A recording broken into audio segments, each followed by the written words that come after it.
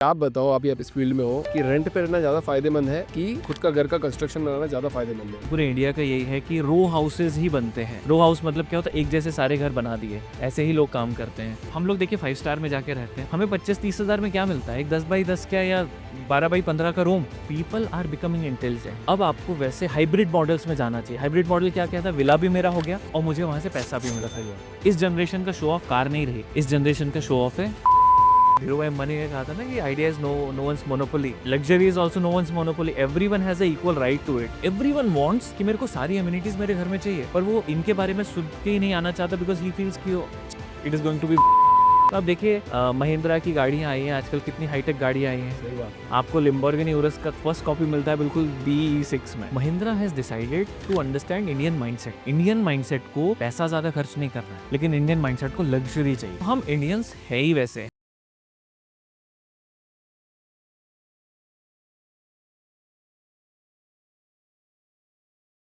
संकट जी, बहुत बहुत स्वागत है आपका द फाउंडर्स जिम के अंदर सेकंड टाइम।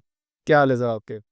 बहुत बहुत धन्यवाद अभिषेक जी। पहली बार इतना अच्छा हुआ था कि सेकंड टाइम मैं खुद खींचा चला आया। चलो, तो इसी बात पे एक डायलॉग हो जाए और बहुत सॉलिड डायलॉग हो जाए, क्योंकि कोई भी काम करने से पहले भगवान का नाम तो ले ही लिया जाता है। तो महादेव वही हो रहा है जो आपने तय किया था। तो जो आपने तय किया था महादेव, हम दोनों बैठ के आज वापस वही है डिस्कशन करेंगे। तो सर, 6 महीने में क्या बदल गया है कि आपको पॉडकास्ट ऑफिस खींचा चला लेके आया? ऑनेस्टली पहली बार जब हुआ था तो मेरा फर्स्ट टाइम था, पर ऑब्वियसली जब आप किसी चीज़ को दोबारा टेस्ट करना चाहते हो, तो पहला टेस्ट अच्छा होता है शायद इसीलिए, और वो टेस्ट आपको लोगों के फीडबैक, क्योंकि हम लोग सर्विस इंडस्ट्री में हैं, वही। तो लोगों के फीडबैक्स आपको जितने भी मेरे साथ में 6 महीने में ये बदला कि जो भी लोग आते हैं वो, सर आपका पॉडकास्ट देखा है, सारे क्लाइंट्स, कि आपके पॉडकास्ट में देखा था, हाँ आपने ऐसे ब्रीफ किया था। और इंटरव्यूज़ के लिए लोग आते हैं, सर हमने आपको पॉडकास्ट में देखा था, आपने वैसे ब्रीफ किया था। तो वो फीडबैक्स आपको कहीं न कहीं पुश करते हैं या मोटिवेट करते हैं कि चलो ठीक है। चलो, बहुत बढ़िया सर। इसका मतलब जो मैं तो फाउंडर्स जिन ड्रीम जो मैंने बनाया है, जो चैनल बनाया है और जो मैं इकोसिस्टम बनाने की कोशिश कर रहा हूँ ना, वो मेरा सफल हो गया है। कि आप जैसे लोग वापस दोबारा आते हैं और यही फीडबैक देते हैं कि भैया कि एक प्रोडक्ट के पीछे कौन सा फाउंडर है, एक प्रोडक्ट के पीछे क्या सोच छुपी हुई है। एक प्रोडक्ट मतलब जब किसी को मिलता है, तो क्या वो वास्तव में दिल से मिल रहा है या फिर सिर्फ बेचने के लिए मिल रहा है। दोनों में बहुत बड़ा डिफरेंस है। तो मैं चाहता था कि जितने भी फाउंडर्स हैं वो अपना जो भी प्रोडक्ट बना रहे हैं, अगर वो दिल से बना रहे हैं, मेहनत करके बना रहे हैं, तो वो बाहर आना ही चाहिए। या नहीं। और फाउंडर को बोलना ही चाहिए, क्योंकि आप नहीं बोलोगे तो आपका कॉम्पिटिटर बोलेगा, उनका कॉम्पिटिटर बोलेगा। और जो जितनी ज़्यादा बार बोलेगा और जो जितनी ज़ोर से बोलेगा, उसका प्रोडक्ट हमेशा लोगों के टॉप ऑफ द माइंड रहेगा। माइंड रहे हैं। ट्रू। तो अच्छी नीयत के लिए मैं फाउंडर्स को इनवाइट करता रहता हूँ। नहीं, इसमें एक चीज़ और सबसे इम्पोर्टेंट यहाँ पे ये है कि जब आप अनस्क्रिप्टेड बोलते हो ना, स्क्रिप्ट के बिना बोलते हो ना, तो एक्चुअल चीज़ें बाहर आती है। आपके साथ अच्छा पार्ट ये है कि आपका क्वेश्चनेयर अच्छा रहता है। आप जो कन्वर्सेशन में इन्वॉल्व होते हो कि भई आप वो क्वेश्चन पूछ रहे हो कि कन्वर्सेशन चल रहा है। ऐसा नहीं लग रहा कि हाँ ठीक है, फिक्स क्वेश्चन है, उसका आंसर करना है। तो वो उसमें फ्लो में there is lot of things we can answer it, और वो क्वेश्चन आते हैं। तो मैं ऑडियंस को बताता हूँ, देखो मैं क्वेश्चंस तो लिखता हूँ कि मेरे को क्या बात करनी है सर से किसी भी चीज़ से, बट वो एक क्या होता है कि हर चीज़ की एक समय सीमा होती है। उस समय में बाँधना बहुत ज़रूरी है किसी भी चीज़ को, क्योंकि अगर आप बात करते जाओगे तो पूरे दिन भी बात कर दोगे और बकवास बात भी कर लोगे। तो समय सीमा के अंदर क्या अच्छी चीज़ निकाल के दी जा सकती है, वो सबसे इम्पोर्टेंट है। तो सर, सबसे पहले आप पहले कंस्ट्रक्शन करते थे लोगों के घर का, मतलब अभी आप खुद एक ऐसा घर बना के दे रहे हैं जहाँ पे सारी अम्यूनिटीज़ है उस घर में। कैसे डिफरेंस आया ये, मतलब किसी को बना के दिया आपने और एक्चुअली क्या कर रहे हैं, वो बताइए सर? देखिए माई स्काई भारत कंस्ट्रक्शन जो मेरी कंपनी है, हम कंस्ट्रक्शन तो कर ही रहे हैं पैन इंडिया में सब जगह, एज अ कॉन्ट्रैक्टर अलग-अलग जगह पे कंस्ट्रक्शन से लेके इंटीरियर ऑटोमेशन, एमिनिटीज़, सपोर्ट, सब कुछ वैसे भी हम लोग करते हैं। पर जब आप विला के बारे में बात करते हो, हुँ। प्रोजेक्ट के बारे में बात करते हो, तो एक बिल्डरशिप से आप दूर नहीं रह सकते। तो अभी तक हम कॉन्ट्रैक्टरशिप कर रहे थे, जो कि कर रहे हैं और करेंगे, लेकिन अब हम पहली बार बिल्डरशिप में एंटर हो रहे हैं। क्या होती है बिल्डरशिप? सो बिल्डरशिप में अभी तक क्या हो रहा था, आपका प्लॉट है, दूसरों का प्लॉट है, उस पे जाके आप घर बना रहे हो। उनके पसंदीदा डिज़ाइन का आप घर बना रहे हो और जैसा उनको चाहिए वैसा बना के दे रहे हैं। वो हमारा डोमेन चल ही रहा है। लेकिन अब बिल्डरशिप ये होता है कि हमारा लैंड और हम एक विला प्रोजेक्ट ऐसा ला रहे हैं, हमने R&D करके ऐसा एक कॉन्सेप्ट बनाया है कि भई एक कम कॉस्ट में, कम प्लॉट एरिया में आपको अल्ट्रा लग्ज़री कैसे मिल सकती है। सो जो मैं लोगों के लिए प्लॉट होगा या फिर गेटेड गेटेड नहीं, it's a gated community, private gated highly secured community. But घर सबके अलग अलग होंगे, घर सबके अलग अलग, डिजाइन सबके अलग अलग डिजाइन। अच्छा बोले सर, क्योंकि बैंगलोर का तो ये देखा गया है पूरा, मतलब जब से बैंगलोर में विला कॉन्सेप्ट आया तो सब सेम घर ही बन रहे हैं। आपने देखा होगा जनरली बैंगलोर में नहीं, पूरे इंडिया का यही है कि रो हाउसेज ही बनते हैं। रो हाउस मतलब क्या होता है, एक जैसे सारे घर बना दिए, ऐसे ही लोग काम करते हैं। हम फर्स्ट टाइम लेके आ रहे हैं कि क्योंकि देखिए वहां पे आप 10 करोड़ का भी घर खरीद रहे हैं तो सबका वही है, you can not differentiate your self. तो हमने ये बोला कि हम क्लाइंट का ये प्रॉब्लम सॉल्व करेंगे। सबका शिकायत रहती है कि यार मुझे ना इतना पैसा देके भी रो हाउस में ही रहना पड़ रहा है। तो हमने कहा नहीं नहीं, let's have different elevation for everyone. तो अभी हम जो प्रोजेक्ट ला रहे हैं उसमें सबके प्लॉट साइजेस में डिफर अलग अलग रहेंगे, लेकिन सबके एलिवेशंस डिफरेंट रहेंगे। और वो कॉन्सेप्ट्स हम डिज़ाइन कर रहे हैं, हमारा जो कॉन्सेप्ट डिज़ाइनिंग टीम है, हम इंटरनेशनली जितने भी बड़े बड़े आर्किटेक्ट्स हैं या जितने बड़े बड़े हाउसेज हैं उनको स्टडी करके हम इस कॉन्सेप्ट को बना रहे हैं। सो यही हम एंड क्लाइंट को देना चाहते हैं। बट ये तो काफी डिफिकल्ट टास्क हो गया ना, क्योंकि जिसका अप्रूवल लेना आपको, क्योंकि एक सिमिलर कंस्ट्रक्शन का अप्रूवल लेना बहुत इजी होता है, बट हर घर का अप्रूवल लेना कि भाई कि ये इस टाइप से बनेगा, वो डिफिकल्ट होता है, ऐसा मेरे को लगता है। क्या नहीं, नहीं, मतलब कि देखिए क्या होता है कि प्लॉट साइज़ का, बिल्ट-अप एरिया का और गवर्नमेंट अथॉरिटी के हिसाब से जो हाइट या जो स्पेस होना चाहिए, जो एफएआर छूटना चाहिए, उसके बाद में आप जो डिज़ाइन बना रहे हो, एलिवेशन कैन डिफर। जैसे बहुत सारे प्लॉटेड डेवलपमेंट प्रोजेक्ट आते हैं, वहाँ पे आप अलग-अलग एलिवेशन बना के काम कर सकते हो। जैसे तो it's not a difficult thing, but थोड़ा अगर टीडियस टास्क होता भी है और उसमें क्लाइंट अगर हैप्पी है तो करना चाहिए ना। ऐसे बताओ, आपको पैसा ज्यादा मिलेगा कम मिलेगा ऐसे? देखिए, पैसा तो डेफ़िनेटली मिलेगा, ज़्यादा ही मिलेगा, लेकिन पॉइंट यहाँ पे पहले प्रोजेक्ट और दूसरे प्रोजेक्ट का है, यहाँ पे एक माइंडसेट चेंज करना है। जैसे मैं हमेशा एक चीज़ में बिलीव करता हूँ कि जो सदियों से चीज़ें चली आ रही हैं, उसको हम लोग चेंज इसलिए नहीं करते क्योंकि हम क्वेश्चन नहीं पूछना चाहते। वो व्हाय? आप क्यों रो हाउसेज़ ही दे रहे हो? मतलब आई हैव अ क्वेश्चन, क्यों क्यों आप उसमें अलग घर नहीं दे सकते? मेरा क्वेश्चन बड़ा सिंपल है कि अगर आपके पास पैसा नहीं है, आप अफ़ोर्ड नहीं कर सकते 10 करोड़ रुपए और आपको प्राइवेट पूल चाहिए, आपको होम थिएटर चाहिए, जकूज़ी चाहिए, बाथटब चाहिए, डबल हाइट चाहिए, लिफ्ट चाहिए, फर्नीचर चाहिए, इंटीरियर चाहिए, अप्लायंसेस चाहिए, ऑटोमेशन चाहिए, तो क्यों कम कॉस्ट में नहीं हो सकता वो? कैसे होगा? बट आप खराब माल दे दोगे तो? नहीं, तो यही ये एक बहुत बड़ा क्वेश्चन होता है कि देखिए जो मैं करने जा रहा हूँ, आज की डेट में तो हम शुरुआत कर रहे हैं, चाहे बैंगलोर से कर रहे हैं, भोपाल से कर रहे हैं या मैसूर से कर रहे हैं, हम 3-4 प्रोजेक्ट लॉन्च कर रहे हैं। But I will tell you one thing कि it will be a revolution later. क्योंकि देखिए, आप बोल रहे हो खराब माल की जो बात कर रहे हो, हम बाय डिफ़ॉल्ट हमारा रूल है कि कोई बिल्डर आपको मटेरियल की स्पेसिफ़िकेशन नहीं देता। हम लोग बिफ़ोर आपसे बुकिंग एनी थिंग आपको एक स्पेसिफ़िकेशन देंगे जिसमें जेएसडब्ल्यू स्टील ही होगा, अल्ट्राटेक सीमेंट ही होगा, कंस्ट्रक्शन में ओनली प्रीमियम मटेरियल ही होगा। जब आप अप्लायंसेस की बात करते हो तो आपको पता है सैमसंग का एआई इक्विप्ड वॉशिंग मशीन ही लगाना है, ऑटोमेशन में बड़े-बड़े ब्रांड्स का ही लगाना है, राइट? आपको फर्नीचर या इंटीरियर में ग्रीन प्लाई ही लगाना है जो ब्रांडेड है। मार्बल इटालियन मार्बल ही लगाना है। तो जब आपको वो सामने दिखेगा, तभी तो आप परचेज़ करोगे और हमें यहाँ क्रेडिबिलिटी पे काम करना है। हमारी क्रेडिबिलिटी बहुत इम्पोर्टेंट है और मेरा मानना ये है कि मैं एक एग्ज़ाम्पल देता हूँ कि अभी आप एक बैंगलोर का एग्ज़ाम्पल लेते हैं कि आप एक फ्लैट लेने जाते हो, 2 बीएचके, 3 बीएचके आपको 2 करोड़, ढाई करोड़ से कम का कोई अच्छी लोकेशन पे फ्लैट नहीं जो मिलता है। 3 करोड़ तो है, मतलब मैं इसीलिए 2 3 करोड़ मान मिनिमम हो गया। अब मैं आपसे एक क्वेश्चन पूछता हूँ कि एयरपोर्ट से 70 मिनट दूर पे मैं आपको एक विला देता हूँ। 1200 स्क्वायर फीट के प्लॉट पे, जिसमें मैं आपको ऑफिस रूम देता हूँ, 3 बेडरूम देता हूँ, डबल हाइट देता हूँ, लिफ्ट देता हूँ, स्विमिंग पूल देता हूँ, होम थिएटर देता हूँ, पूरे फर्नीचर्स देता हूँ, सोफ़ा बेड, कॉट सब कुछ। इसके अलावा मैं पूरे अप्लायंसेस देता हूँ, फ्रिज, टीवी, वॉशिंग मशीन। इसके अलावा मैं आपको ऑटोमेशन देता हूँ, मतलब इतना ऑटोमेटेड आपकी कार बाहर आएगी, गेट ऑटोमेटिकली खुलेगा। आप जैसे ही अंदर गए, अगर आप अरिजीत सिंह के फैन हो तो अरिजीत सिंह का सॉन्ग चलने लगेगा। फिर आप अगर 7 बजे रोज़ घर पे आते हो तो गीज़र ऑटोमेटिकली ऑन हो जाएगा। सुबह 6 बजे उठते हो तो गुड मॉर्निंग बोल के आपका कर्टन ऑटोमेटिकली खुल जाएगा। ये लेवल का ऑटोमेशन अगर मैं आपको सिर्फ़ 2 करोड़ में दूँ तो? सर रोडे मुझे मारेंगे सर, इसकी हो रही कि यार संकल्प जी आए थे, इतना बड़ा बड़ा वादा करके चले गए और दिया कुछ नहीं फिर। एक्चुअली देखिए क्या है अभिषेक जी, हम लोगों ने ना buildership real estate is becoming costly. उसके पीछे रीज़न क्या है, जब भी डिमांड बढ़ती है ना तो सप्लाई का प्रॉब्लम आने की वज़ह से कॉस्ट बढ़ती है और बिल्डर्स इसका एडवांटेज लेते हैं कि भई अब डिमांड तो है ही, तो कॉस्ट 10,000 की जगह 20,000 पे बेचो। अपने हिसाब से ले सकते। अपने हिसाब से, क्योंकि ऑब्वियसली वो तो आपके इसमें है। मेरा क्या मानना है कि ठीक है, आप कमाइए, everything you should do, but जैसा मैंने पिछली बार भी बोला था कि my sky Bharat construction is focused on quantity and quality, both. हम एक प्रोजेक्ट से 50 लाख कमाने की जगह हम 10 प्रोजेक्ट से कमाना चाहेंगे, बिकॉज़ हमारा वो क्लाइंटेल बढ़ेगा, हमारा एक्सपेंशन बढ़ेगा। और हम चाहते हैं कि एंड कस्टमर को, चाहे जो भी है वो, उसको वो सारी लग्ज़री मिले। मतलब मैं हमेशा ये क्वेश्चन करता हूँ कि हम मिडल क्लास है, आई एम अ फार्मर्स सन, आप भी छोटी जगह से आए हैं।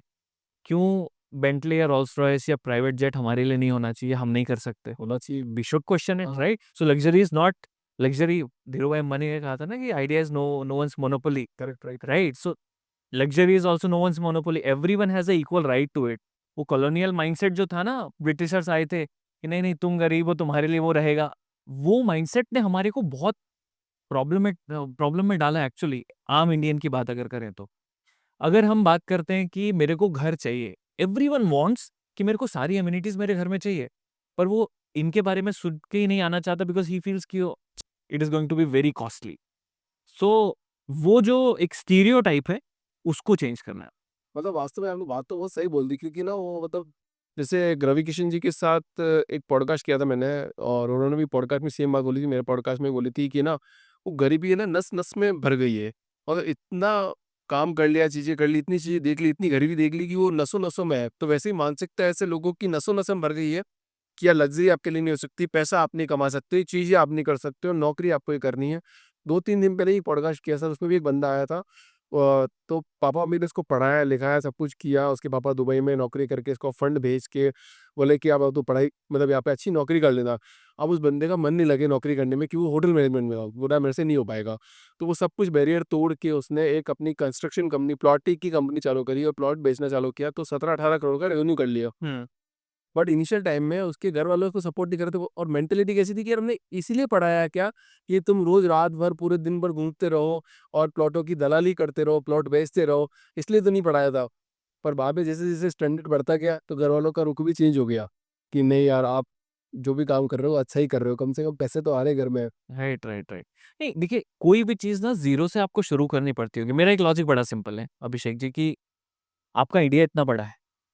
हर शहर में, चाहे तहसील हो, चाहे डिस्ट्रिक्ट हो, चाहे बड़े शहरों की तो मैं बात नहीं, मेट्रो सिटीज़ को छोड़ दीजिए। हर डिस्ट्रिक्ट, हर तहसील में क्या 50 लोग ऐसे नहीं हैं जिनको अच्छे घर चाहिए? चाहिए। चाहिए? आप सोचिए, अगर आप 500 लोकेशन पे भी काम करें, मेरा मेरा एम बड़ा क्लियर है अगले 3 साल में। 500 लोकेशन पे मुझे काम करना है, 30 घर, ईच लोकेशन, ईच ईयर मुझे बनाना है, व्हिच काउंट्स टू 15,000 हाउसेस। कोई बहुत बड़ा ड्रीम नहीं है, बहुत सिंपल है।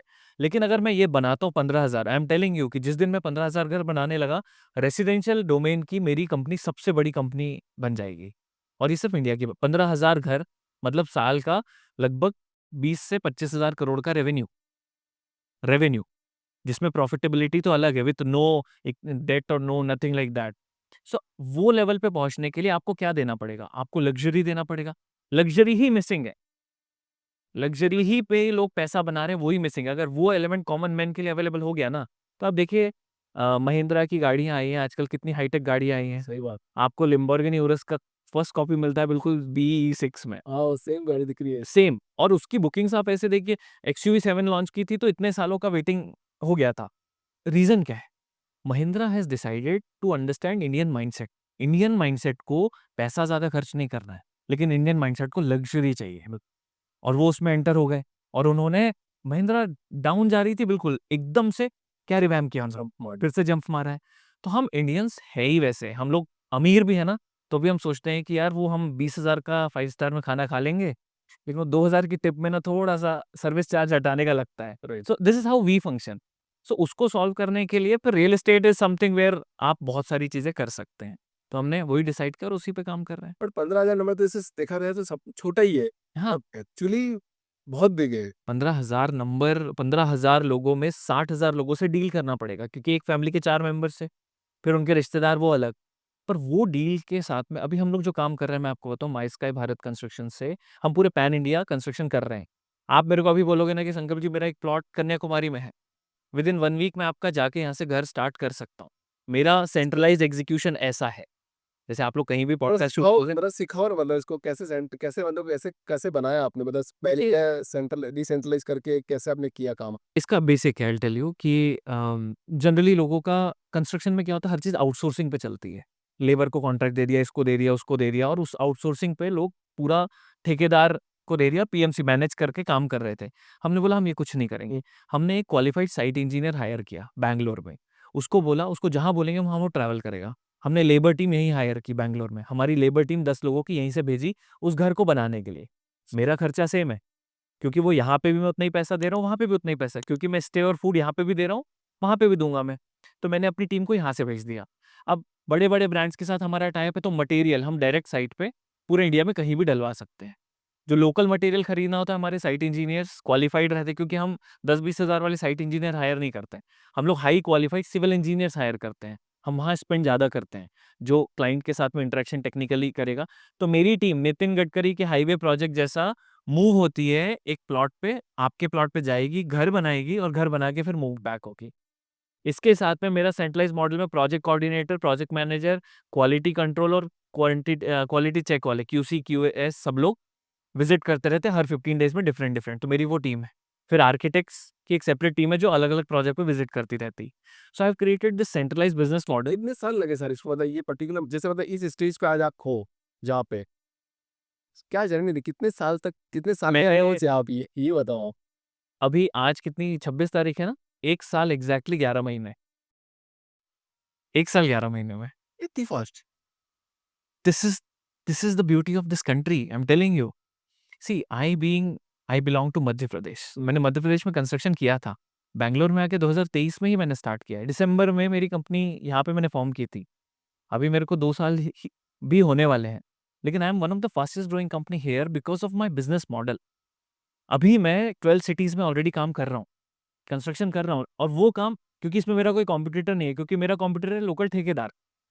There is no company who is competing with me. अब ठेकेदार में आप सिर्फ घर बना सकता है, वो ना डिजाइन कर सकता, ना इंटीरियर कर सकता, ना कुछ कर। हम लोग एंड टू एंड पूरा कर रहे हैं, राइट? तो अभी हमारा ये, इसीलिए मैंने बोला ना आपको कि 15,000 घर बनाना is not a difficult task. और अब क्योंकि हम बिल्डरशिप में भी एंटर हो रहे हैं, तो वो एक सेपरेट डोमेन। पर फंड्स का तो फंड्स बहुत लगते होंगे ना, फंड्स कैसे आते हैं इसमें, फंड्स एक्चुअली फंड्स कैसे फंड्स का, बनता है? देखिए क्या है ना, सबसे बड़ा प्रॉब्लम इस बिजनेस का है, कोई बड़ी कंपनी क्यों नहीं बना पाए, क्योंकि they don't know how to handle the cash flow. तो लोग क्या करते आपने क्या क्रैक किया वो बताओगे आज पॉडकास्ट में, ताकि एक सीक्रेट रिवील हो जाएगा। हैं, बिल्कुल मैं बताऊंगा हमको। देखिए क्या है, लॉजिक सिंपल है हमारी, और ये हमारे को बचपन से सिखाया गया है। अपने को बचपन से क्या सिखाया गया है कि आप फ्रूट्स लेने जाते हो, वेजिटेबल लेने जाते हो, सबका पैसा आपको घर वाले अलग अलग देते थे। अरे बहुत दे दे। आप फ्रूट का पैसा फ्रूट में लगाओ, वेजिटेबल का पैसा वेजिटेबल में लगाओ, एक एक 2-2 रुपए जिसमें से बचेगा उसमें से पानी पूरी खाओ। यही लॉजिक हुआ करता। सेम लॉजिक आप यहाँ अप्लाई कीजिए। क्या है, आपका घर बना रहा हूँ मैं, आपके घर का फंडिंग मेरे को आया, मैंने आपके घर का फंडिंग आपको यूज करना है strictly. I should not divert that fund to something else, क्योंकि ये सर्विस इंडस्ट्री, आपका घर मुझे आपके पैसे से ही बनाना है। आपने मुझे पैसा दिया, मैंने आपका घर बनाया, और जो मेरी प्रॉफिटेबिलिटी है उसके परसेंटेज एवरी माइलस्टोन पे डिफाइंड है, वो मैंने ऑपरेशंस में डाला और वो फिर बिजनेस में लगाया। I don't take any money right now, I put each and every penny into my business only. इसीलिए शायद मैं यहाँ पे खड़ा कर पाया हूँ। तो लॉजिक सिंपल है, आपका पैसा आपके घर में लगना चाहिए और वो टाइम से फिनिश होना चाहिए। सो प्रॉफिटेबिलिटी निकालिए टाइम कम करके। घर बनाने में 2 साल लगते थे लोगों को, हमने 9 महीने से 10 महीने में घर कंप्लीट करना शुरू कर दिया, राइट? तो आपकी प्रॉफिटेबिलिटी कितनी बढ़ गई? 2 साल का साइट इंज 1.5 साल का जो साइट इंजीनियर का एक्सपेंस, ये सब कम हो गया। सो लॉजिक बहुत सिंपल है, जैसा हम सुनते आए हैं बस उसी लॉजिक को फॉलो करना है और उस पे स्टिक रहना है। कॉम्प्लिकेटेड नहीं है चीजें, मतलब। कुछ कॉम्प्लिकेटेड नहीं, ज़्यादा फैंसी चीज़ें मत करिए, हाँ। जब तक कि आप ग्रो नहीं। देखिए, ऐसा नहीं कि हमने अपने होर्डिंग्स लगा दिए हैं, ये कुछ कर दिया बड़ा, पर फिर भी ऐसा तो नहीं कि हमारे को बिज़नेस का क्राइम है। I mean we are doing good, so this is how it works. If you are doing good, people comes to you. Correct, तो ये कॉम्प्लिकेटेड सिचुएशन आ गई यहाँ पे अभी। हाँ, पूछो क्या विषय। क्या? जितने भी फाइनेंस इन्फ्लुएंसर्स हैं, हाँ, ठीक है, बड़े बड़े फाइनेंस इन्फ्लुएंसर है जो पैसा अच्छा कमा लेते हैं, हाँ, वो क्या कह रहे हैं सर, कि 4 करोड़ का घर है, मैंने रेंट पे ले लिया 75,000 में, तो मैं तो ऐसे जी रहा हूँ। मैं सर को फ़ोन करता हूँ, सर आपका ये ट्यूबलाइट ख़राब हो गया, आपका नहीं खराब हो गया, आप उसे रिपेयर करा दो। तो 75,000 में मैं उस घर में रेंट पे आराम से रह रहा हूँ। तो अब यहाँ सबसे बड़ी बात आ गई, 2 पार्ट में डिवाइड हो गया इंडिया, कि भई कि जो फिर इन्फ्लुएंसर की बात मानते हैं कि भाई रेंट पे रहना चाहिए, घर नहीं लेना चाहिए, और जो बोलते हैं कि भई कि घर एक एसेट है, आप घर ले लोगे तो आपकी ज़िंदगी बदल जाएगी। तो अभी आप बताओ, अभी आप इस फील्ड में हो, कि रेंट पे रहना ज़्यादा फ़ायदेमंद है कि खुद का घर लेना ज़्यादा, खुद का घर का कंस्ट्रक्शन बनाना ज़्यादा फ़ायदेमंद है? First of all thank you so much for asking me this question. I wanted this question to be asked. अब काउंटर पे मैं एक क्वेश्चन पूछता हूँ आपसे कि आपके पास अभी 2 करोड़ रुपए हैं और आप इन्वेस्ट करना चाह रहे हैं फॉर एग्जांपल, ठीक है? तो आप कहीं फ्लैट लेंगे या लैंड लेंगे या कुछ भी विला लेंगे, यही चलेगा? और आपके दिमाग में रहेगा कि यार हाँ ठीक है, मेरा खुद का, या तो खुद रहोगे या रेंट पे दोगे, और रेंट की लिमिटेशन है वही 75,000 जो आपने बोला। मैं क्या कर रहा हूँ वो बताता हूँ पहले, फिर आपके क्वेश्चन का आंसर अगर नहीं मिलेगा तो मैं फिर से आंसर करूँगा। जो मैंने तुमकुर का, ये बैंगलोर के पास का जो प्रोजेक्ट बताया है 2 करोड़ में जो मैं ये सारी चीज़ें दे रहा हूँ, अगर मैं आपको ये बोलूँ कि मैं 2 करोड़ में सारी चीज़ें दे रहा हूँ, उसके बाद में मैं आपको एक अपॉर्च्युनिटी दे रहा हूँ कि आप उसी घर से पैसा भी कमा सकते हो, तो कैसे? सोने पे सुहागा तो जैसे आप जैसे लोग जो दिल्ली जाके पॉडकास्ट करते हैं ना, रेंट पे लेते हैं होटल, एयरबीएनबी करते हैं आप लोग। करते ही हमने ये बोला कि बैंगलोर के आसपास का अगर वो, तो आपने इन्वेस्ट किया, विला खरीद लिया, 2 करोड़ मुझे दे दिया आपने विला, मैंने आपको विला कर दिया। अब मैं ये बोल रहा हूँ मेंटेन भी मैं ही करूँगा, ऑपरेट भी मैं ही करूँगा, रेवेन्यू जनरेट भी मैं ही करूँगा और शेयर हम दोनों करेंगे। अब रेवेन्यू कैसे जनरेट होगा? बैंगलोर का ट्रैक रिकॉर्ड कहता है कि a villa with a swimming pool cost 25,000 rupees per night, correct. Right? Right. 25,000 rupees per night. अब आप साल भर में 200 दिन की बुकिंग्स कर लो। वीकेंड 100 दिन के, 104 दिन के वीकेंड्स होते हैं और 80 दिन एक्स्ट्रा। 200 दिन की बुकिंग मल्टीप्लाइड बाय 25,000, 50 लाख हो गया। बहुत सही बात। 50 लाख में से 30% आप एक्सपेंस हटा दीजिए, 35 लाख प्रॉफिट हुआ। 35 लाख में से 60% ओनर को दूंगा मैं, जो विला का ओनर है, और 40% मैं रखूंगा। तो विला आपके नाम पे आपका है, 2 करोड़ का विला आपके पास में है, लेकिन आप 17 लाख रुपए भी कमा रहे हो पर ईयर का उस विला से। और जब आप रहना चाहते हो, आपके दोस्त रहना चाहते हैं, आप जाके रहिए, एक ऐप दूंगा मैं बड़ी बड़ी से सिंपल सी, आप एयरबीएनबी जैसे उससे बुक कर लीजिए खुद का ही विला। सो मैंने जो मॉडल निकाला है वो बीच का है कि अब बाइंग और रेंटिंग में कंफ्यूज मत होइए। ठीक है। आप ऐसा मॉडल लाइए जिसमें बाइंग और renting both works together, and that too on Airbnb. क्योंकि हम लोग देखिए 5 स्टार में जाके रहते हैं, हमें, I am not criticising 5 star hotels, but हमें 25-30 हज़ार में क्या मिलता है? एक 10 बाई 10 का या 12 बाई 15 का room with 1 more 400 square feet का एक रूम। 400 स्क्वायर फीट का। मैं आपको 4000 स्क्वायर फीट का विला विथ प्राइवेट पूल खुद का, विथ प्राइवेसी दे रहा हूँ in the same cost, even lesser than that. Hospitality वहाँ पे आएगा। We will take care of it. So basically a cook will be allocated to you instead of food. आपके घर कुक एलोकेटेड होगा, अगर आपको लिट्टी चोखा खाना है या साउथ इंडियन डोसा खाना है, you take a call, I give you all everything to be placed there. So अब जो मॉडल जा रहा है, to answer your question, people are becoming intelligent. अब आपको वैसे हाइब्रिड मॉडल्स में जाना चाहिए। हाइब्रिड मॉडल क्या कहता है? विला भी मेरा हो गया और मुझे वहां से पैसा भी मिला। सही है। मैं जब जाके रहना चाहता हूँ, क्योंकि अभी देखिए क्या है, इस जनरेशन का शो ऑफ कार नहीं रही, इस जनरेशन का शो ऑफ है फार्म हाउस, फार्म घर। अरे मेरा है ना फार्म है, चलो फार्म पे। पहले हम लोग सुनते थे ना सिर्फ नेताओं के पास होते थे, अब तो यहाँ यार फार्म फार्म हाउस पे मिलते हैं। अभी फार्म हाउस और अपना घर इज नया शो ऑफ। कि आप यहाँ आ रहे हो, आपको एयरपोर्ट से आने में यहाँ 2 घंटे लगेंगे, उससे अच्छा आप 75 मिनट में वहां पहुंच जाइए, वहीं रेस्ट कीजिए, अपने फ्रेंड्स को वहां रुकवा दीजिए, मच बेटर। संकल्प जी मैं तो कन्विंस्ड हो गया इस बात। चलो ठीक है, तो बुक कर ही देंगे। अच्छा, आप तो जैसे आप यहाँ पे बैंगलोर में बैठ के पैन इंडिया संभाल रहे हो, जी।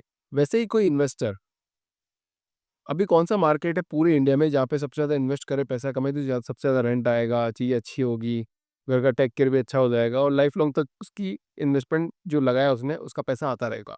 कौन सी जगह का मार्केट बूम हो रहा है अभी? देखिए क्या है। 2025 में बात कर रहे हैं तो मतलब 2026-27 हटाई, 2-3 साल की बात कर सकते हैं। हाँ, 26-27 हटाई, तो 3 साल तक उसका सब कुछ सिक्योर रहेगा और पैसा भी आता रहेगा। राइट। सो बेसिकली देखिए, हर basic basic rule real estate का ये कहता है कि जहाँ पे भी, जिस भी एरिया में एयरपोर्ट है, किसी भी सिटी में, उसके आसपास आप इन्वेस्टमेंट कर दीजिए, ठीक है। वो हमेशा ग्रो होंगे। लेकिन ये समझना पड़ेगा कि क्या नए एयरपोर्ट्स वहाँ आ रहे हैं? जैसे नोएडा के आसपास वो जेवर एयरपोर्ट आ रहा है, वो एरिया अभी बूम पे है। बैंगलोर की बात करें तो आपने सुना होगा शायद, क्वीन सिटी आ रही है बैंगलोर, हाँ, अभी डोडबलापुर से चिकबल्लापुर के बीच में। करेक्ट। वो पूरे इंडिया का one of the most iconic project होने वाला है, राइट?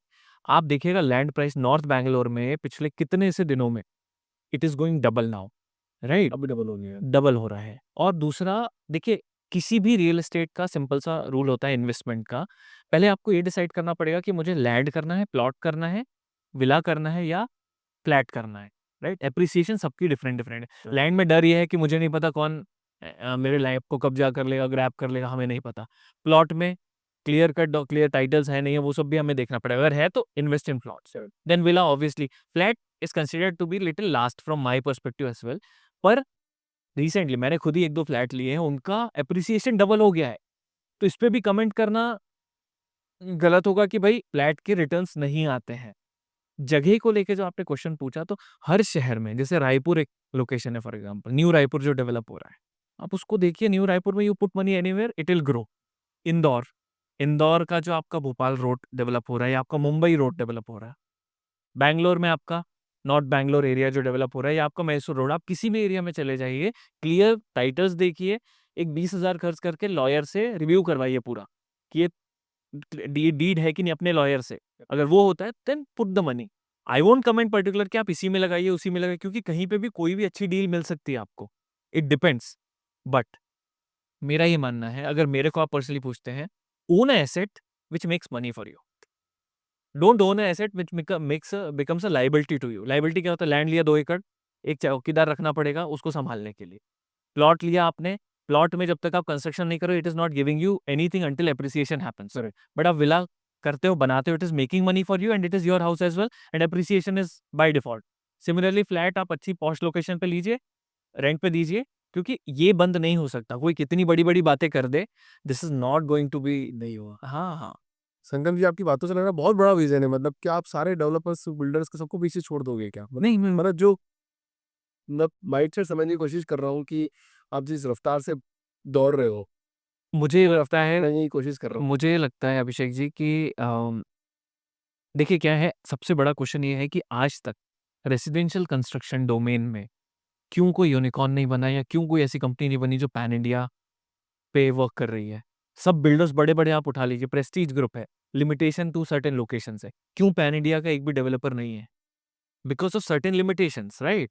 आपने ये क्वेश्चन पूछे, कमर्शियल में एल-एंड-टी इज़ एवरीवेयर।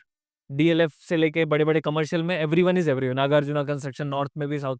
पर रेसिडेंशियल में कोई ऐसा क्यों नहीं है?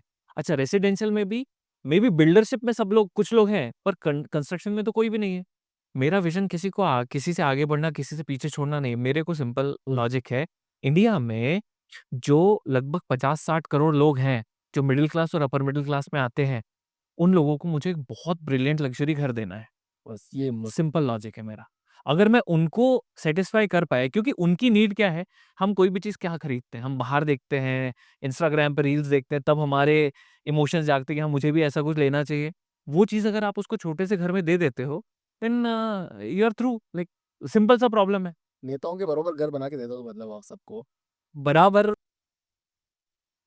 बराबर की तो बात अलग है, उनका साइज़। सबसे सबसे बड़ा परसेप्शन क्या है, आप बिलीव नहीं करोगे। हम एक घर बना रहे हैं, 600 स्क्वायर फीट का है, 20 बाई 23 का। उसपे मैंने प्राइवेट पूल दे रखा है। यही सबसे बड़ा सॉलिड चीज हो गया। सो जो लोग बोलते उसका हैं, मेंटेनेंस भी तो आएगा, पर किसका? पूल का मेंटेनेंस यही आएगा ये ना। एक बहुत बड़ा परसेप्शन है। आजकल जो पूल्स आते हैं ना, ऑटो फिल्ट्रेशन के साथ आते हैं, तो no maintenance pools are there.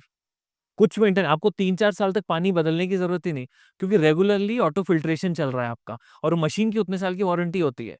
So when you put the branded stuff, जो आपने क्वेश्चन पूछा ना कि ट्रस्ट और क्रेडिबिलिटी ब्रांड से आती है, तो आप सारे ब्रांड से लो और उनको सप्लाई कर दो क्लाइंट्स को, पूरे ब्रांड्स की warranty, and then you are free. और आप एक एक्स्ट्रा हैंड दे दो ना सपोर्ट का, दैट्स इट।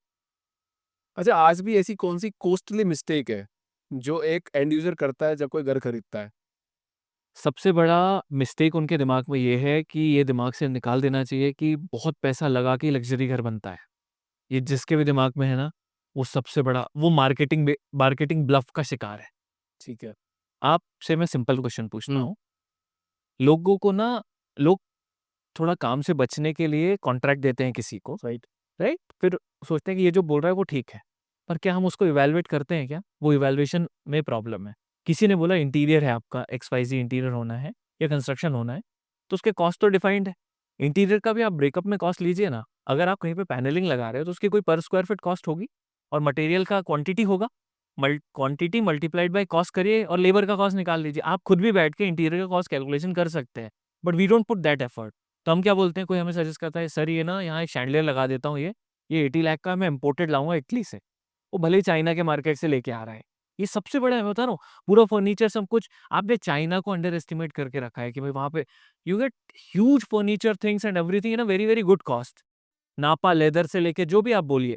जैसे अल्ट्रा लग्जरी की बात करते हैं, बुर्ज खलीफा जो है दुबई में, बुर्ज खलीफा में अरमानी होटल है। Armani hotel is considered one of the most luxurious hotel. Armani hotel का इंटीरियर हुआ है, उसमें क्या हुआ है, नापा लेदर लगा हुआ है वॉल्स पे, पैनलिंग में लेदर लगा हुआ है, वो कंसिडर किया जाता है कि सबसे लग्जरी है। अब वो हम क्यों नहीं कर सकते? Obviously half to half cast cost में हम इंडिया में कर सकते हैं, बहुत नापा लेदर के सप्लायर है करोल बाग में और दिल्ली में और इधर बैंगलोर में, ओरिजिनल है sir. Original leather, so you can utilise that. So basically सबसे बड़ा ये मिथ है कि ये छोड़िए कि भाई 50,000 स्क्वायर फीट इतने रुपए स्क्वायर फीट में ही होगा या वो होगा या हाई कॉस्ट में ही होगा।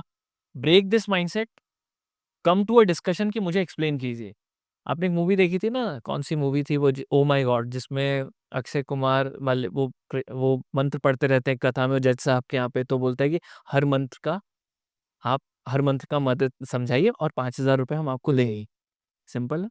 हम जब डीप में जाते हैं किसी भी चीज़ को लेके, मैं ये नहीं कह रहा कि कोई चीज़ के अगेंस्ट में बोल रहा हूँ, पर आप समझने की तो कोशिश कीजिए। क्या वाक़ई में आपको 10 करोड़ में आप क्या बना रहे हो? मतलब मैं सबसे क्वेश्चन पूछ रहा हूँ, क्या आप ताजमहल बना रहे हो क्या?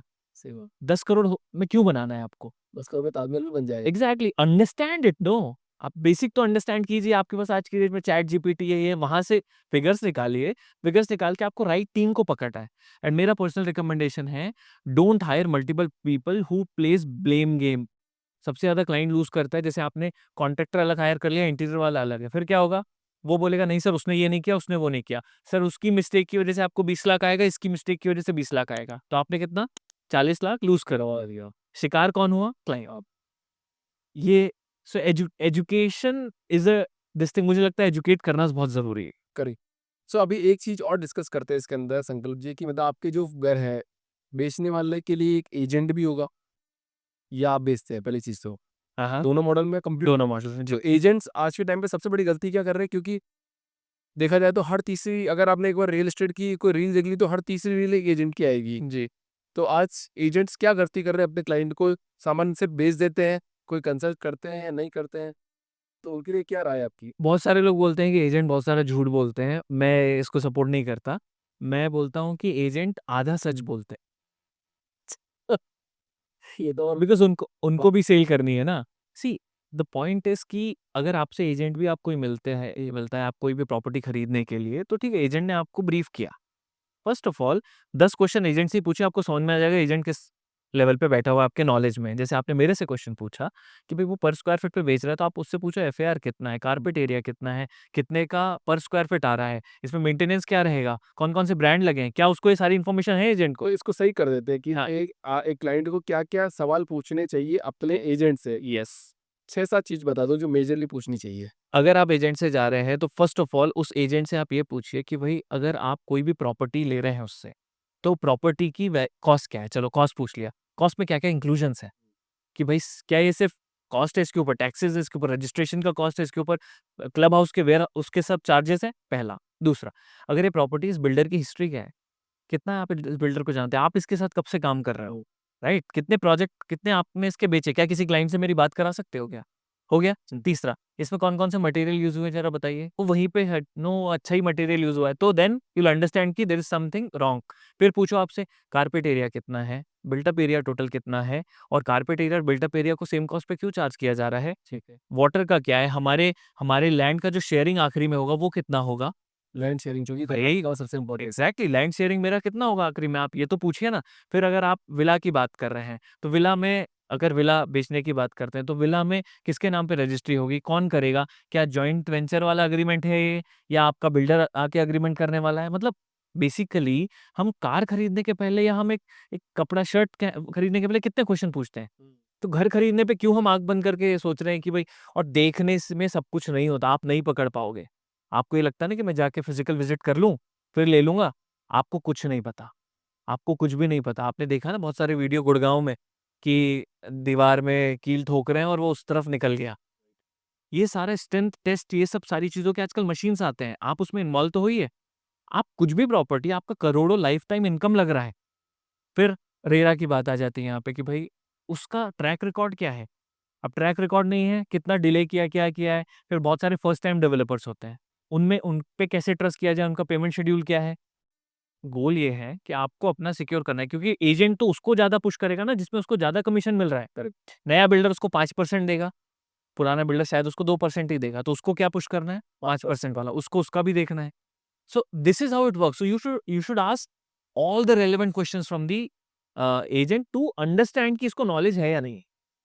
अगर उसको नॉलेज है वो आपको राइट चीज दिलवाएगा, क्योंकि उसको आपसे पैसा नहीं लेना है, उसको तो बिल्डर पैसा देने वाला है वैसे ही। ये पैसा देगा और संकल्प जी ये बताओ, ये अनडिवाइडेड शेयर, देखो पहले बात तो लोगों को पता नहीं होगा अनडिवाइडेड शेयर के बारे में, ये बहुत सर्च करना, क्योंकि कर्नाटका में एक्चुअली ये आई थिंक पैन इंडिया में ये चीज़ नहीं है अनडिवाइडेड शेयर।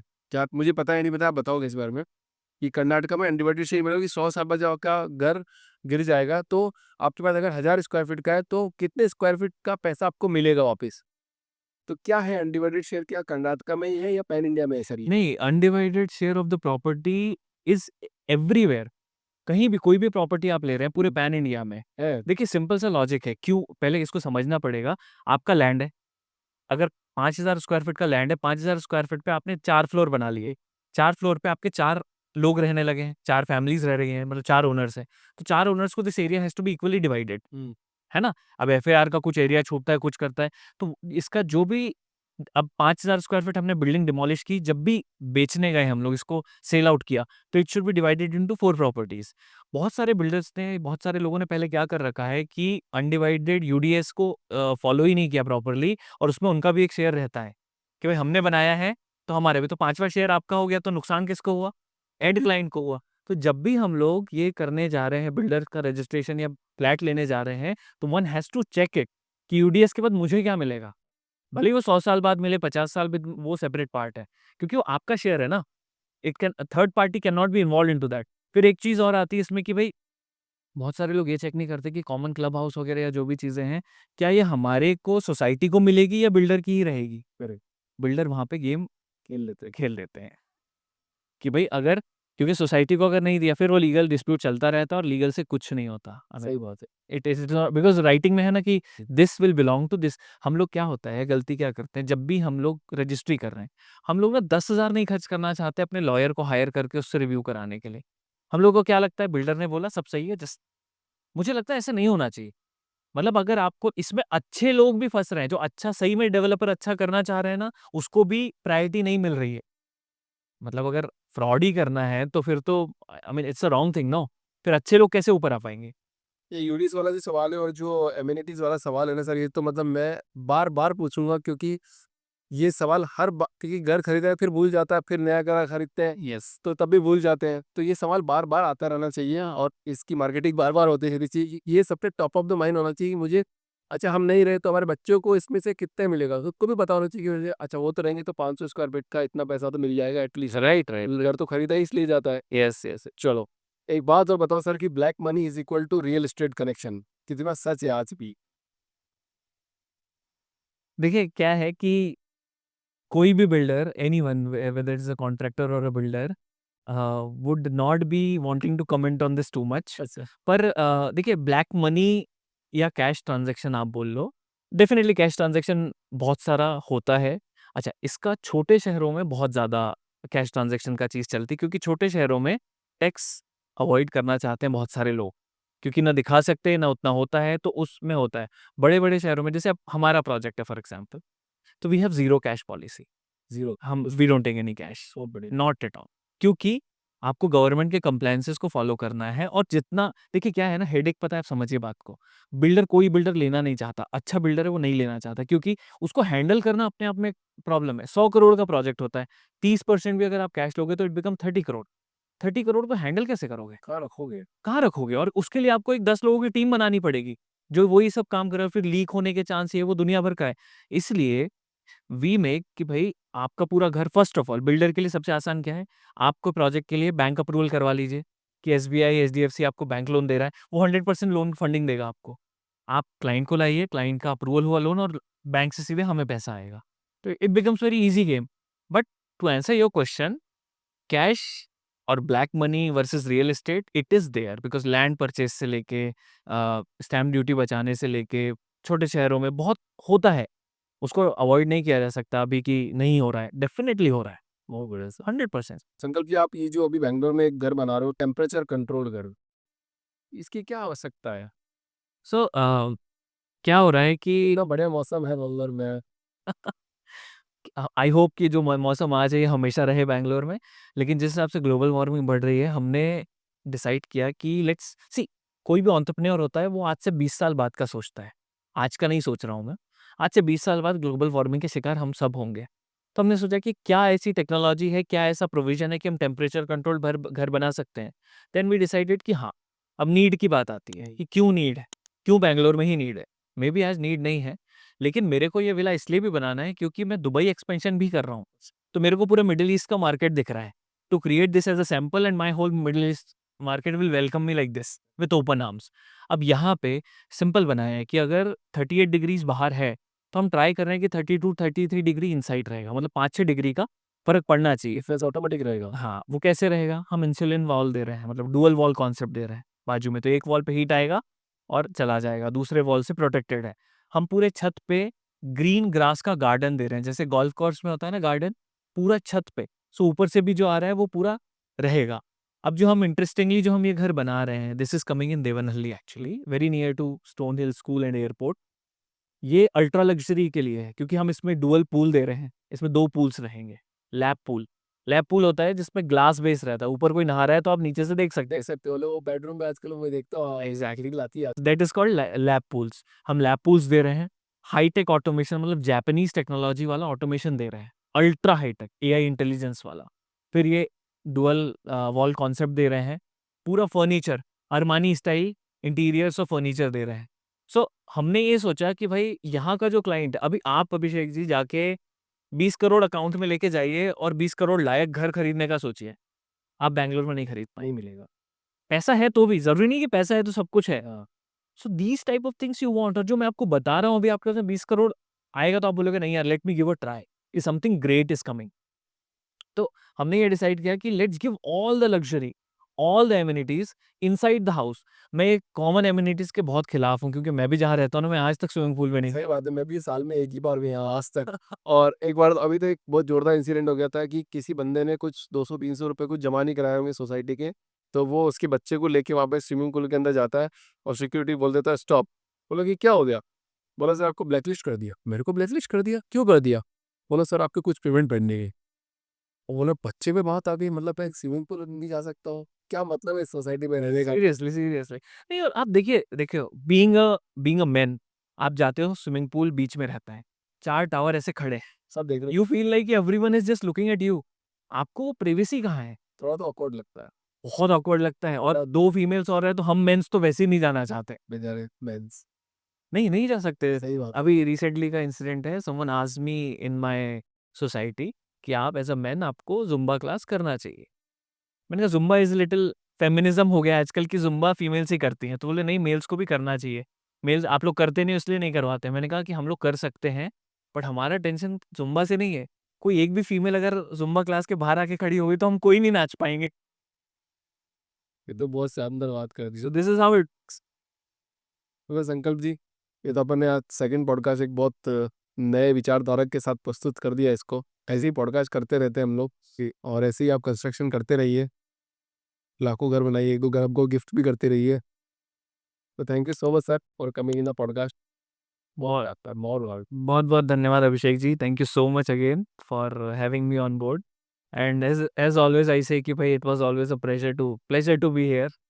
सो या चलो सर ऐसी बातें करते रहेंगे, इस बार आप प्रो हो गए हो। हाँ।